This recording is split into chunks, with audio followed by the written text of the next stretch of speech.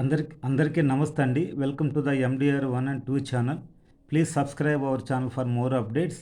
హిందీ వాక్య రచన ఇది మెథడాలజీలో నుంచి. సో శిశు ప్రారంభమే శబ్ద బోల్నా నా సీఖకర్ వాక్య బోల్నా సీఖతే హై. సో ఈ లెసన్ నుంచి ఒక డిఎస్సి టెట్లో ఖచ్చితంగా బిట్ వస్తుంది. టెట్లో కూడా గమనించండి. పిల్లవాడు జన్మ తీసుకున్న తర్వాత शब्द बोलना ना सीख कर అంటే शब्द नहीं बोलते हैं बच्चे, केवल वाक्य बोलते हैं पहला. ये इम्पोर्टेंट बिट है. शिशु प्रारंभ में यह बोलते हैं शब्द वाक्य ध्वनि और अक्षर इस प्रकार पूछा जाता है परीक्षाओं में. और वाक्य बोलना सीखते हैं. एक कंटेंट के अनुसार हम लिखना पड़ते हैं, ऑप्शन को चुनना पड़ते हैं. भाषा का प्रारंभ शब्द वाक्यों से होता है. भाषा जब बोलने लगता है तो बच्चा प्रारंभ में शब्द के वाक्यों से होता है. उसके साथ साथ मनोवैज्ञानिकों के आचार्यों का कथन है कि जो साइकोलॉजिस्ट है उनका कथन है कि वाक्य ही भाव का भाषा का चरम अवयव है. भाषा का जो प्रधान अवयव वाक्य ही है, ये मनोवैज्ञानिकों के अनुसार.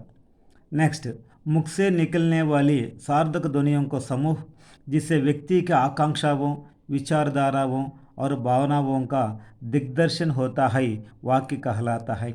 मुख से जो सार्थक ध्वनिया मतलब इसका अर्थ होता है. सार्थक ध्वनिया निकलने से वो स्वार्थ ध्वनि का समूह को जिससे व्यक्ति की आकांक्षाओं माने एक व्यक्ति में कुछ प्रकार की आकांक्षाएं होती हैं और विचारधाराएं होती हैं, भावनाएं होती हैं, उनको प्रकट करने के लिए कुछ ध्वनियों को समूह लेते हैं. कौन सी ध्वनियों का समूह? सार्थक ध्वनियों का समूह लेते हैं. ये मुख से निकलते हैं, इसे वाक्य कहलाता है. इस प्रकार बोल रहे हैं. स्टेटमेंट है और सोचने की बात है. परीक्षा में किस प्रकार दिया जाता है प्रश्न को? मुख से निकलने वाले सार्थक ध्वनियों का समूह जिससे व्यक्ति की आकांक्षाओं, विचारधारा और भावनाओं का दिग्दर्शन का इसे कहलाता है, वाक्य कहलाता है. इस प्रकार प्रश्न होते हैं. उसके साथ साथ और वाक्य में अर्थ और भाव दोनों का सामंजस्य होना चाहिए. जब वाक्य लिखना है तो ज़रूर उसमें अर्थ होना चाहिए, भाव होना चाहिए. अर्थ का जो परिधि है ये लिमिटेड होता है. भाव का जो डेप्थ होता है, डेप्थ सेंस में बोला जाता है. इसलिए दोनों का समन्वय करना चाहिए, सामंजस्य करना चाहिए. लेखक अपने अनुभूतियों का प्रकाशन वाक्यों के माध्यम से ही करता है. जब लेखक कहानी लिखने दो, निबंध लिखने दो, उपन्यास लिखने दो, उसका जो मन में उत्पन्न होने वाला अनुभूतियों को प्रकटन करने के लिए या व्यक्त करने के लिए, प्रकट करने के लिए, प्रकाशन करने के लिए किनके माध्यम से करता है? वाक्यों के द्वारा. प्रश्न ऐसा पूछा जाता है कि वाक्यों के माध्यम से अनुभूतियों को कहा जाता है. कौन है? लेखक. और लेखक को अपने अनुभूतियों को किनके द्वारा व्यक्त करते हैं? उपन्यास के द्वारा, वाक्यों के द्वारा, शब्दों के द्वारा. इस प्रकार ऑप्शन दिए जाते हैं. वाक्यों के द्वारा चुनकर हम ऑप्शन को रखना चाहिए. और प्रबोधपादकता, सरलता, स्पष्टता, गंभीरता और सुंदरता उसकी वाक्य रचना पर आधारित है.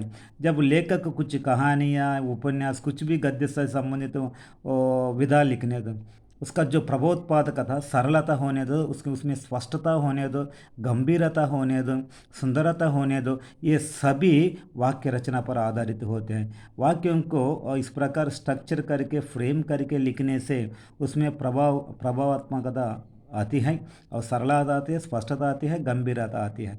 ये सोचने की बात. उसके साथ सुंदरता भी. इसलिए लेखक वाक्यों के द्वारा ही अपनी शैली का निर्माण करता है.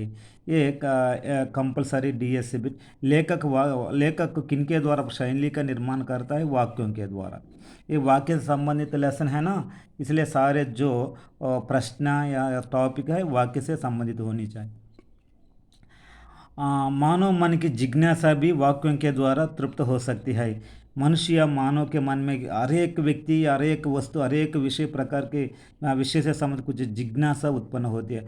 इस जिज्ञासा को तृप्ति करने के लिए, संतुष्ट करने के लिए केवल वाक्य ही उपयोग करते हैं. वाक्य के द्वारा तृप्ति भी अतृप्त हो सकते हैं. जिज्ञासा को किस प्रकार तृप्ति हो सकती है, किसके आधार तृप्ति हो सकती है? वाक्यों के द्वारा तृप्ति हो सकती है. और सुंदर वाक्य, चमत्कारपूर्ण वाक्य, भावपूर्ण वाक्य, कलात्मक वाक्य, इन सबसे भाषा निकर उड़ती है. सुंदर वाक्य होने दो, चमत्कारपूर्ण वाक्य, भावपूर्ण वाक्य, कलात्मक वाक्य, इतने सारे वाक्य भाषा के वाक्यों के द्वारा हो सकते हैं. भाषा उसके द्वारा बाहर निकलती है. भाषा उसके द्वारा अच्छी तरह से प्रकट कर सकते हैं। भाषा का सुंदर रूप हम देख सकते हैं। वाक्य की व्याकरण संबंधी विशेषताएं, ये सारे जो इम्पोर्टेंट है उसके साथ साथ ये भी इम्पोर्टेंट है। वाक्य की व्याकरण संबंधी विशेषताएं 3 है। माने जो सही मेथडोलॉजी में वाक्य रचना के संबंधित कुछ इम्पोर्टेंट टॉपिक्स है, उसमें जो पहला इम्पोर्टेंट टॉपिक है व्याकरण संबंधी विशेषताएं वाक्य से संबंधित।